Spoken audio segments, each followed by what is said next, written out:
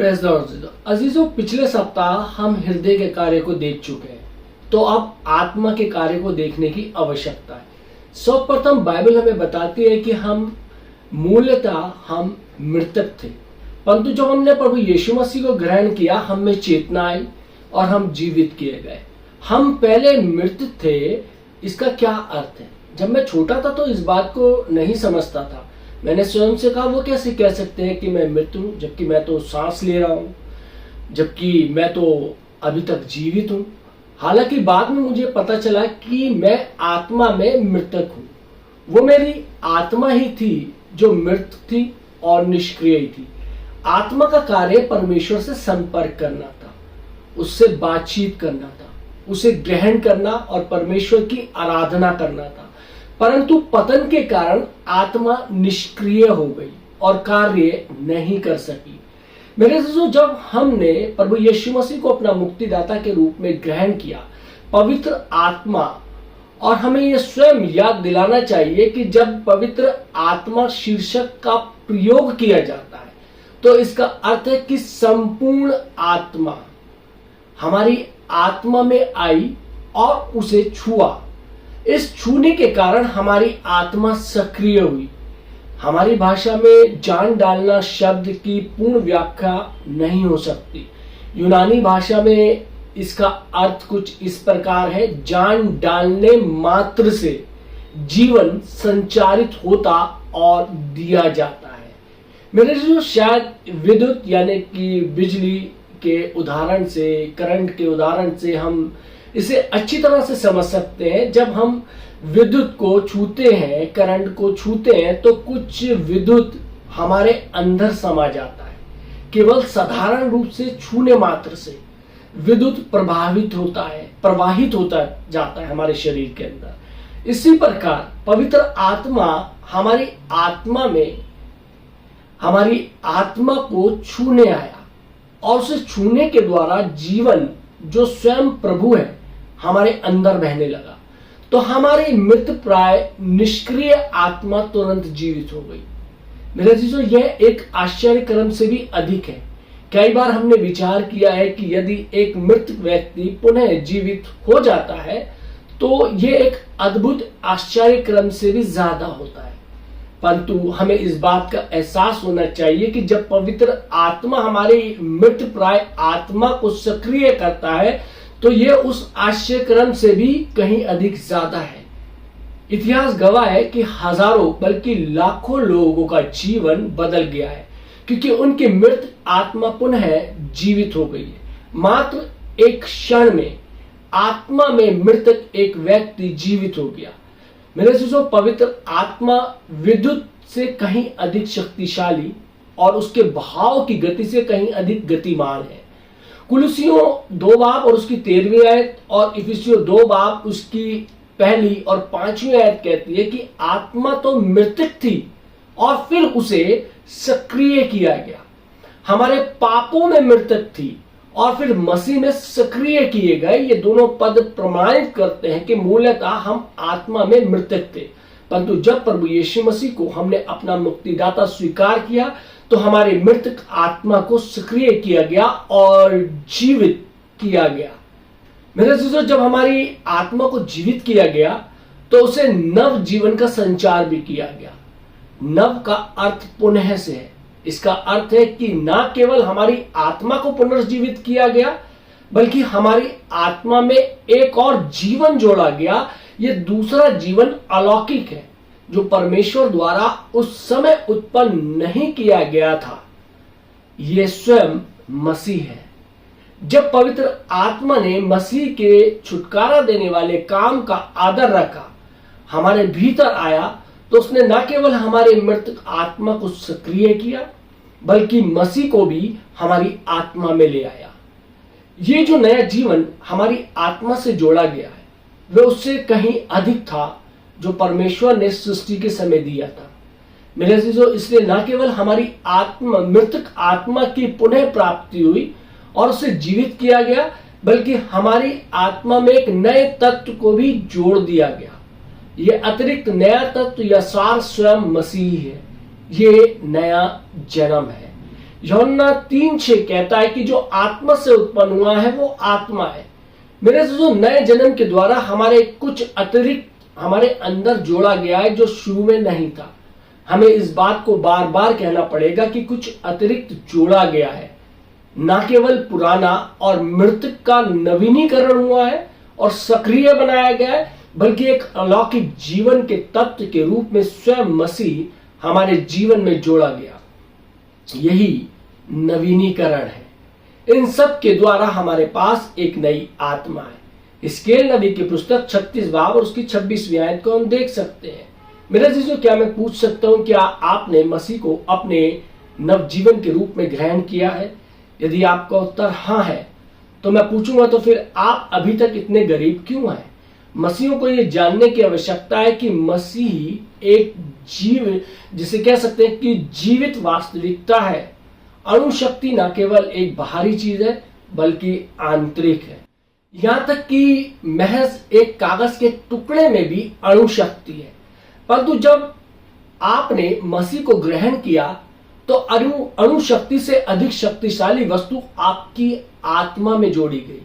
यदि आप इस बात पर विश्वास करते हैं तो उछल जाइए और कहिए हालेलुया, क्योंकि आपको उसे धन्यवाद देना और उसको स्तुति करना है कि इतना शक्तिशाली, अद्भुत, कभी समाप्त ना होने वाला, सब सम्मिलित मसीह वास्तव में आप में जोड़ा गया है। जो मसीह हमारे जीवन में आया है उसकी महिमा करने के लिए हमारे पास पर्याप्त शब्द नहीं है। केवल अंतकाल ही ये कहानी बता सकता है। मेरे अजीजों, परमेश्वर की स्तुति हो, बात यहीं पर समाप्त नहीं हो जाती है। हमारी आत्मा से भी सब सम्मिलित पवित्र आत्मा रहती है। जब हम उसके द्वारा बचाए गए तो परमेश्वर ने न केवल हमारे हृदय और आत्मा का नवीनीकरण किया, बल्कि उसे अपनी आत्मा को हमारे अंदर उंडेल दिया।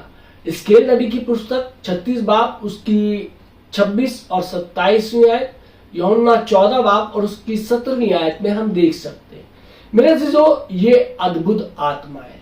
रोमियो 8:11 में हम इसे देख सकते हैं। ये हम मनुष्य की आत्मा में रहती है। रोमियो 8:16 में हम इसे देख सकते हैं।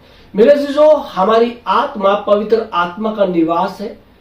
जरा विचार करें कि ये आत्मा कितनी अद्भुत है। हमारे उद्धार के समय से हमारे मृत आत्मा जीवन के रूप में मसीह के साथ सक्रिय और पुनर्जीवित हो गई और जो सब सम्मिलित पवित्र आत्मा के रूप में हमारे अंदर निवास करती है। मेरे जीजो, अब हमारे पास एक ऐसी आत्मा है, लेकिन यही सब कुछ नहीं है। अब हमारी आत्मा प्रभु की आत्मा से जुड़कर एक आत्मा हो गई है। हमारी आत्मा और इस रहस्य के आत्मा के रूप में स्वयं प्रभु एक आत्मा के रूप में जुड़े हुए हैं।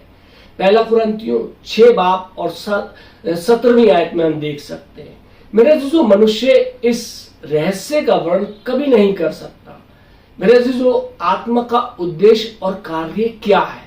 हमारे सामने एक प्रश्न आता है। वो है प्रभु से संपर्क करना, उसे ग्रहण करना, परमेश्वर की आराधना करना और त्रिएक परमेश्वर के तीनों अलौकिक व्यक्तियों के साथ संगति करना।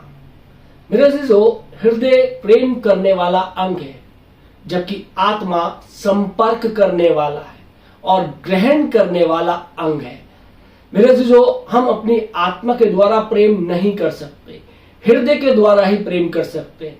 परंतु जिससे प्रेम करते हैं अवश्य है कि उससे संपर्क किया जाए और हमारी आत्मा द्वारा ग्रहण किया जाए। यदि हम भोजन प्राप्त करने जा रहे हैं तो यकीनन हमारे मुंह को क्रियाशील होना होगा। यदि हमें कोई आवाज सुननी है तो निश्चय ही कानों को सतर्क करना होगा। यदि किसी रंग बिरंगी तस्वीर को देखना है तो आंखों का प्रयोग आवश्यक है। अब क्योंकि हम प्रभु से प्रेम करते हैं, इसलिए उसे प्राप्त करने के लिए हम किस अंग का प्रयोग करेंगे? क्या आंखें? जितना हम प्रभु को खोजेंगे उतना ही वो अदृश्य हो जाएगा। परमेश्वर ने जानबूझकर केवल एक ही अंग ऐसा बनाया जिसके द्वारा हम उसे ग्रहण कर सकते हैं और उससे संपर्क कर सकते हैं, और वो है आत्मा।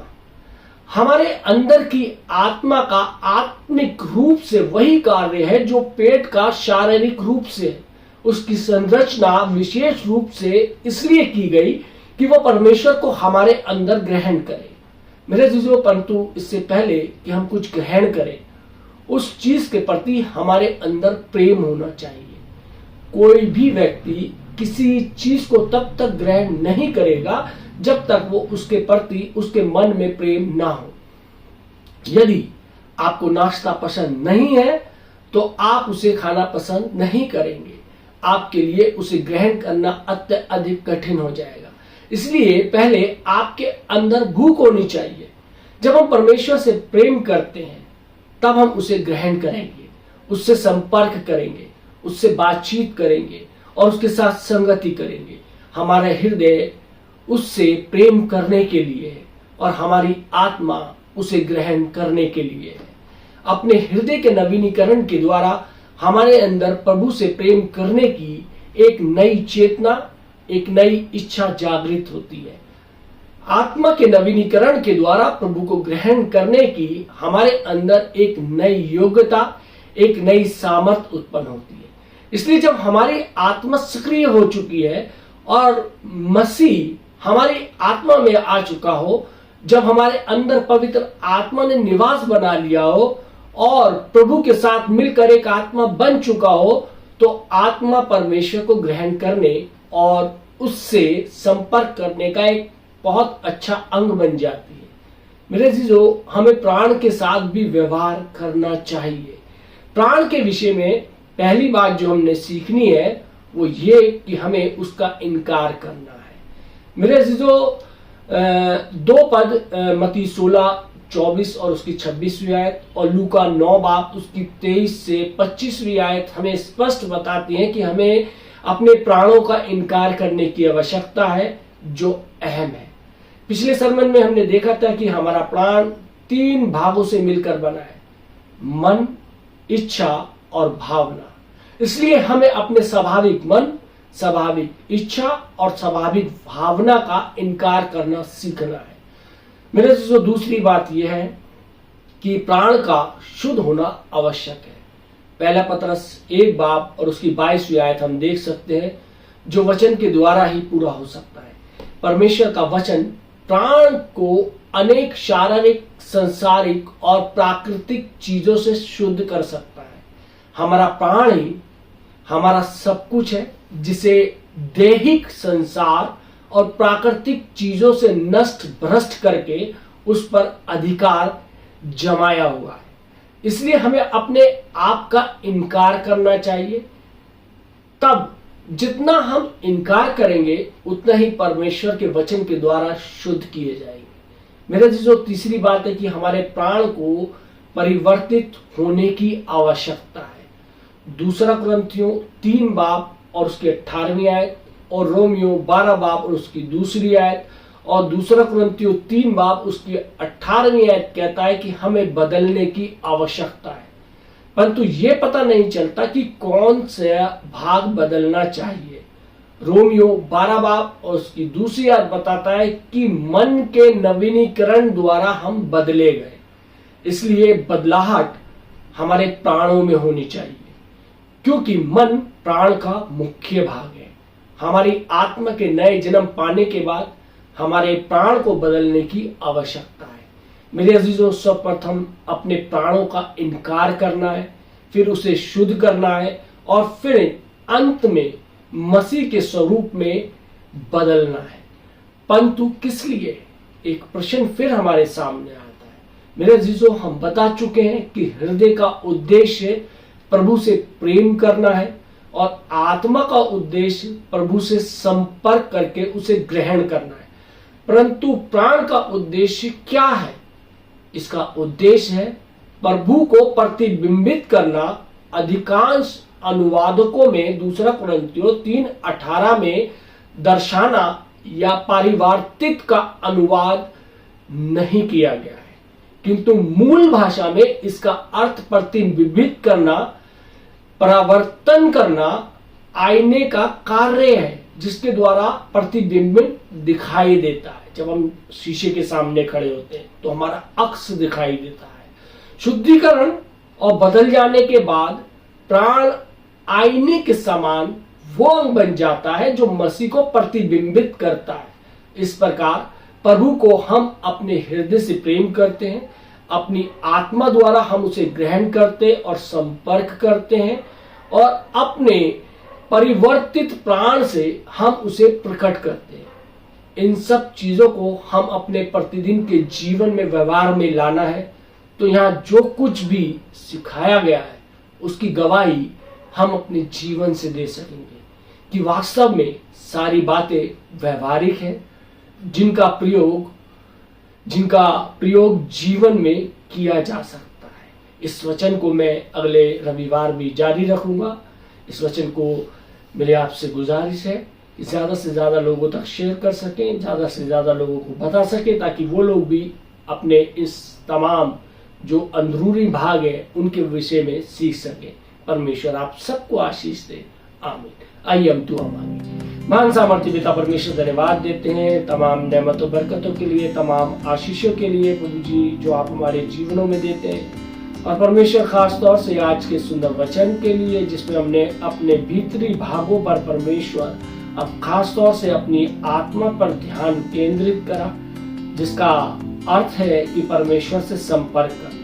हमारी आत्मा को परमेश्वर एक जीवित आत्मा बना ताकि प्रभु जी हम तुझसे संपर्क कर सके, ताकि परमेश्वर हम तुझसे वार्तालाप कर सके। प्रभु जी जितने लोगों ने परमेश्वर ये वचन सुना है उनके ऊपर, उनके परिवार के लोगों पे और तमाम सुनने वालों पे प्रभु जी आपकी आशीष हो। यीशु मसीह के नाम से मांगते हैं, आमीन।